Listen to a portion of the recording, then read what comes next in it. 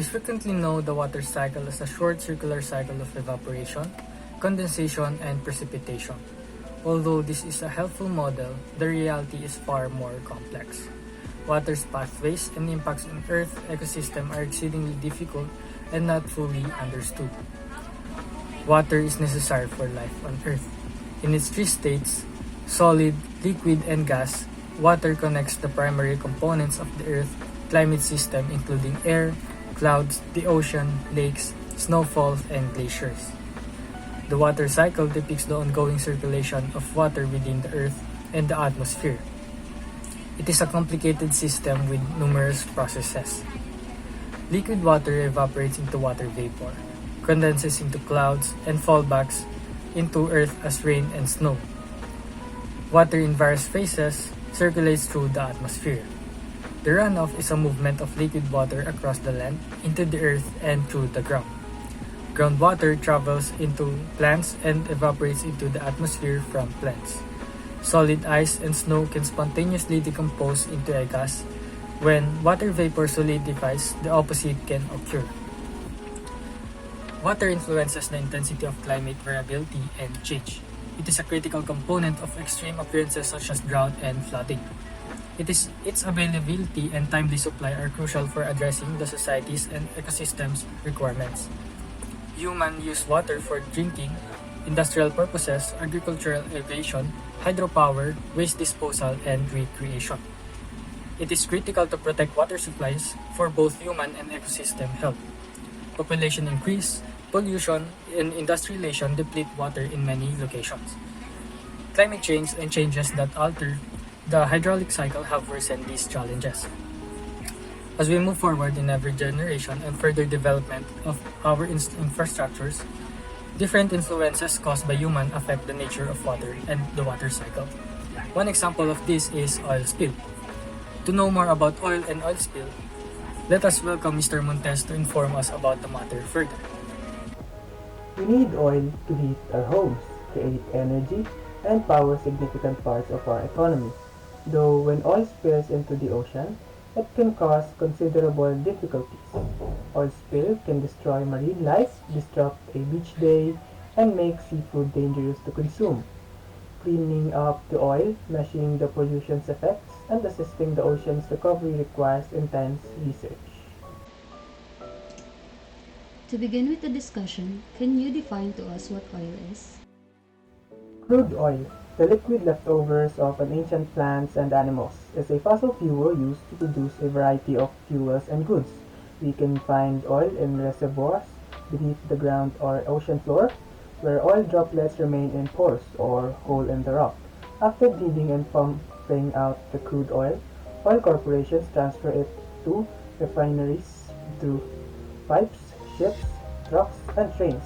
We can convert it into various petroleum products such as gasoline and other fuels and asphalt, plastics, soaps, and paints by refining it.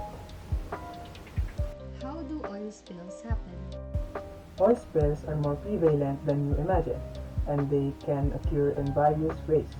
Every year, thousands of oil spills occur in the oceans. Most of these spills are minor, such as when oil spills while fueling a ship.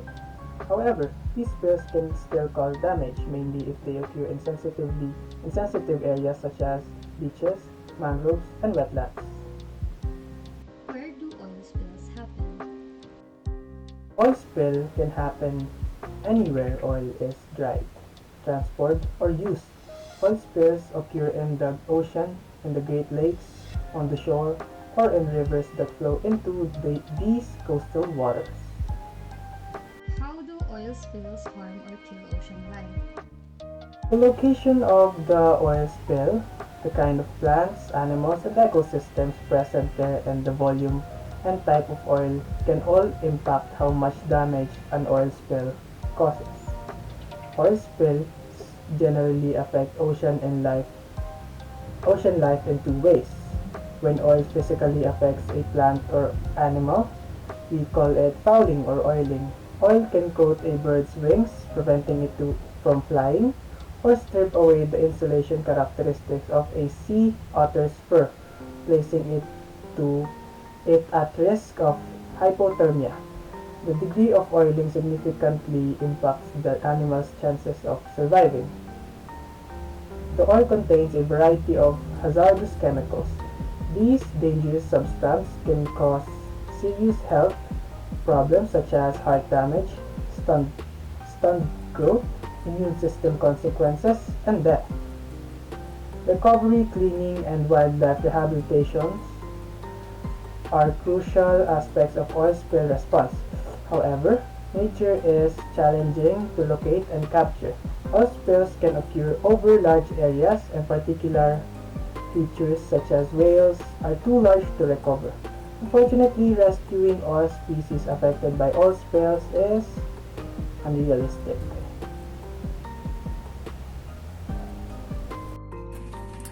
Thank you for that, Mr. Montes. As we mentioned the different wildlife species affected by oil spilling worldwide, let us discuss an invasive species present in this environment. Although native to the Indo-Pacific, lionfish make their invasive way into the Atlantic Ocean. We can find lionfish in various habitats, including seagrass beds and reefs, and at the depths ranging from extremely shallow to 1,000 feet. They are generally tough to catch with hook and line and are typically acquired by divers using spear guns. Biologists believe that they were introduced into the area when aquarium owners dumped unwanted pet lionfish into surrounding coastal waters. Because lionfish are voracious predators, there has been some concern that the fish may bioaccumulate ciguatoxin, resulting in ciguatera food poisoning. We should not consume lionfish if we catch them in locations with high ciguatoxin levels. Furthermore, experts observe the Atlantic and the Indian Ocean species to see the variation in the lionfish genes. Water occupies most of the Earth's surface, and although accidents occurring in this environment are unavoidable, as humans we need to be responsible and careful to prevent such incidents. This is Luke Tesalona to remind you that water takes shapes of its container, so shape it with the environment it deserves. Yeah, I'm alright.